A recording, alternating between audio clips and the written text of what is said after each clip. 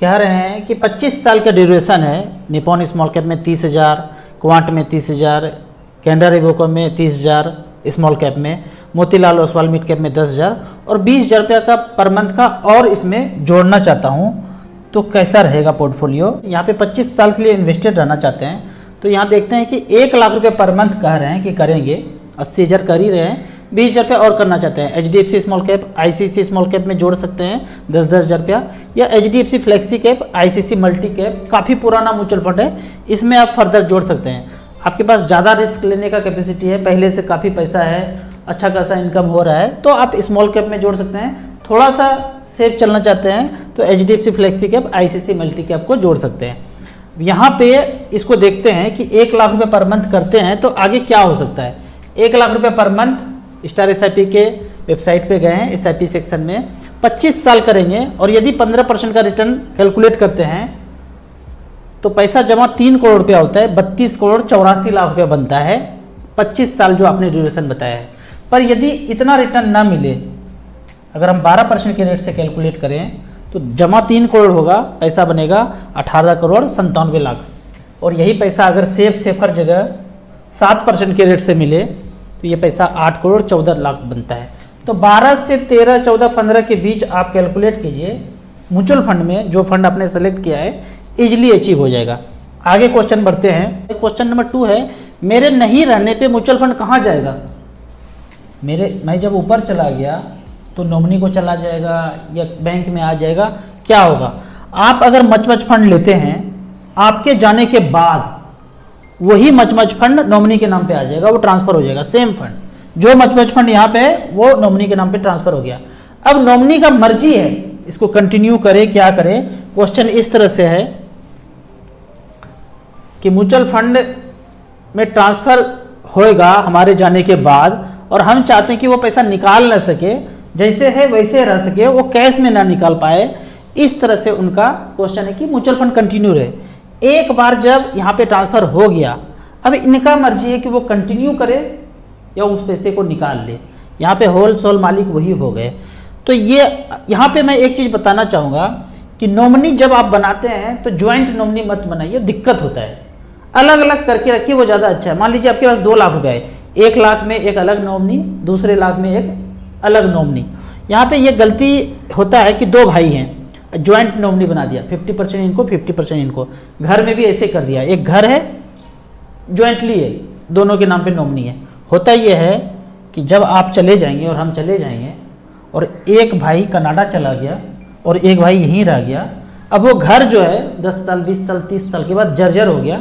ये कहते हैं कि इनको बना लेते हैं, बंटवारा करके बना लेते हैं। वो बोलते हैं हमें कोई मतलब नहीं, हम बंटवारा नहीं करेंगे, कुछ विवाद चल रहा है आपस में, मनमुटाव है, वो करेंगे नहीं। तो जैसे तैसे ज़िंदगी यहाँ पे इनको जीना पड़ेगा, क्योंकि अपना पैसा लगा के ऐसे कैसे बना दे। वो आएंगे तो वो हक जताएंगे, अगर मनमुटाव हो गया है फिर तो बवंडर होना ही है। तो यहाँ पे हमेशा एक चीज़ पहले से सेपरेट करके रखिए, जो जिसका है उसको अलग अलग सेपरेट करके रखेंगे। हम समाज में देख रहे हैं कि पैसा बहुत था, ज़मीन बहुत है, पर कोई सुख भोग नहीं कर पा रहा है, तो छोटा छोटा विवाद के कारण।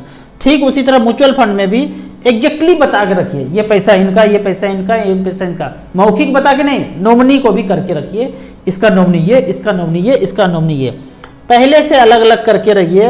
अभी जो है आप ही ओनर हैं, म्यूचुअल फंड के ओनर अभी हम ही हैं। हमारे जाने के बाद नॉमिनी ये है, नॉमिनी ये है, नॉमिनी ये है, अलग अलग फोलियो में कौन कौन नॉमिनी है वो डिसाइड करके रखिए। अगला कमेंट्स है कि राजू भैया अगर 15 साल तक 15,000 पर मंथ करते रहे और 15 साल के बाद 1 करोड़ हो भी जाए तो 7% इन्फ्लेशन के चक्कर में 50 लाख वैल्यू रह जाएगा। वो गलत बोल रहे हैं, कैलकुलेट करके दिखते हैं यहाँ पे कि यहाँ पे कह रहे हैं कि महंगाई ये है, 15,000 रुपये पर मंथ कर रहे हैं, 15 साल के बाद 1 करोड़ हो गया तो उसका वैल्यू क्या होगा, वो तो बोल रहे हैं 50 लाख। लेकिन यहाँ पे अगर देखा जाए आज का वैल्यू अगर 36 लाख है प्रेजेंट वैल्यू, 15 साल के बाद 7% का इन्फ्लेशन हो और 15,000 रुपया जमा करके 1 करोड़ रुपया जब पूरा हो गया, ये जो है उसका वैल्यू 36 लाख रुपये है। आप कहेंगे कि कैसे जाने, ये जादू कैसे हुआ। कोई जादू नहीं है। StarSIP.in में जाएंगे, यहाँ पे गोल कैलकुलेटर में गोल के कैलकुलेटर को टच करेंगे, यहाँ पे आपने लिखा 36 लाख, पहले 30 लाख लिखेंगे, 35 लाख लिखेंगे, 40 लाख लिखेंगे, वो अमाउंट लिखेंगे जहाँ यहाँ पे 1 करोड़ लगभग फिट हो जाए। तो 36 लाख 15 साल के बाद 7% का इन्फ्लेशन और 15% का रिटर्न मिले, अगर मिले, ऊपर नीचे चेंज करके देखिए क्या होता है। तो उस 36 लाख का जो आज का प्रेजेंट वैल्यू है उस समय का लगभग 1 करोड़ हो जाता है। और इसके लिए पैसा जमा कितना कर रहे हैं? 15,127 रुपया। मतलब लगभग 15,000 रुपये पर मंथ किया तो 1 करोड़ रुपया पूरा हुआ 15% के रेट से। और यदि 7% का इन्फ्लेशन रहा तो इसका प्रेजेंट वैल्यू 36 लाख रुपया होता है। इसको चेंज करेंगे, मान लीजिए कि 5% का इन्फ्लेशन हुआ तो आज का जो प्रेजेंट वैल्यू 36 लाख है उस समय का कितना होगा? 74 लाख रुपया। मतलब जो 36 लाख में आज घर खरीद रहे हैं, अगर 5% का इन्फ्लेशन रहा तो उस समय 74 लाख का घर मिलेगा। यदि 7% का इन्फ्लेशन रहा तो जो घर 36 लाख में आज खरीद रहे हैं उस समय 99 लाख का खरीदेंगे। तो इस तरह से करके इन्फ्लेशन काउंट करेंगे। आप कहेंगे कि वैल्यू इतना कम हो जाता है, मैं कहता हूं कि कहीं भी करेंगे। ये तो 15% के रेट से कैलकुलेट किया था, अगर 8% के रेट से बैंक पोस्ट ऑफिस में रहेगा तो कितना वैल्यू होगा? जाहिर सा बात है कि वो कम होगा। जो 15% के रेट से मिल रहा था 8% के रेट से कम होगा। लेकिन 8% के रेट से अगर इन्वेस्ट करते रहे तो 28,000 रुपये पर मंथ जमा करना पड़ेगा। जो चीज़ 15,000 से अचीव हो रहा था उसके लिए अगर 8% पे रहें तो 28,000 रुपये पर मंथ देना पड़ेगा। तो इस तरह से खुद से कैलकुलेट करना है। अगले क्वेश्चन पे जाते हैं कि लॉन्ग टर्म के लिए सेक्टर फंड अच्छा रहेगा क्या? 12 साल के लिए टाइम है। अब सेक्टर फंड के बारे में पूछ रहे हैं। मैं हमेशा बोलता हूं कि सेक्टर फंड से बचना चाहिए। इसको दूसरे उदाहरण से समझते हैं कि एक बार अगर शादी कर लिया ना तो दूसरों से बचना चाहिए, ट्राई करना चाहिए। नहीं बच पाए कोई बात नहीं, उसी तरह सेक्टर फंड से बचना चाहिए। बहुत ज़्यादा पैसा आपके पास, इधर लगा दिया उधर चलेगा, लेकिन ज़्यादा पैसा नहीं है तो मैं कहूँगा सेक्टर फंड से बचिए। अब आपको बोलूँगा, आप पूछेंगे क्यों बचें? उसके लिए लॉजिक है। यहाँ पे मैं आपको निप्पॉन इंडिया स्मॉल कैप का एक पोर्टफोलियो दिखाता हूँ। 172 स्टॉक है इसमें, निप्पॉन इंडिया स्मॉल कैप में। अभी इस 172 स्टॉक में जो सेक्टर आप बात कर रहे हैं, क्या उस सेक्टर का स्टॉक फंड मैनेजर ने नहीं खरीदा होगा? ये तो हो गया निप्पॉन इंडिया का, और ये है एसबीआई स्मॉल कैप का। आप कहते हैं कि ये सेक्टर अच्छा लग रहा है, आपको अच्छा लग रहा है, रिटर्न अच्छा लग रहा है, और उसमें कुछ स्टॉक होगा, और फंड मैनेजर को अगर लग रहा है कि वो स्टॉक अच्छा करेगा तो क्या वो स्मॉल कैप में खरीद के नहीं रखेंगे? ऐसा हो ही नहीं सकता है कि फंड मैनेजर को लगे कि ये फंड खूब अच्छा करेगा, ये स्टॉक खूब अच्छा करेगा, तो उसमें वो पोर्टफोलियो में ना रखे। तो ये तामझाम छोड़ना है सेक्टर फंड वगैरह। अगर टेक्नोलॉजी फंड अच्छा लग रहा है तो फंड मैनेजर स्मॉल कैप में टेक्नोलॉजी फंड लेके रख लेंगे। स्मॉल कैप का तो मतलब ही हो गया ना एकदम डाइवर्सिफाइड, जहाँ लगाना है लगाएंगे। टेक्नोलॉजी हो, इंफ्रा हो, ऑटो हो, पावर हो, कुछ भी हो, यहाँ पे तो कोई बंधन ही नहीं है। हमने बोला स्मॉल कैप, जो छोटा छोटा कंपनी होगा सब खरीदेंगे, तो सेक्टर से कोई मतलब नहीं है। यहाँ जो मर्जी है वो खरीदते रहेंगे। तो इस तरह से करके आपको सेक्टर से बचना है। सेक्टर का एक टाइम होता है, एक टाइम में चला फिर कभी नहीं चलेगा, फिर चला कभी नहीं चलेगा, कि तो उससे अच्छा है कि फुल डाइवर्सिफाइड म्यूचुअल फंड जो है वो स्मॉल कैप, उसमें लगाते रहिए। अब यहाँ पे एक खतरनाक वाला क्वेश्चन आ गया है। वो क्वेश्चन है कि पहले इच्छाओं को मारकर जल्दी वित्तीय स्वतंत्रता हासिल करने का घमंड है और होना भी चाहिए। ये घमंड शब्द दे दिया।